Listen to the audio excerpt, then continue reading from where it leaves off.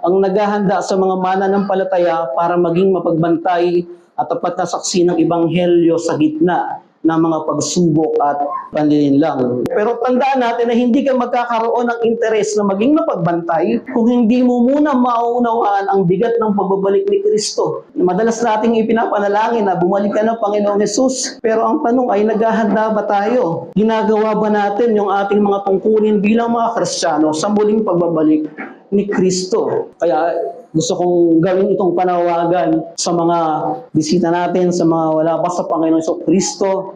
Gusto kong sabihin sa inyo na babalik si Jesus.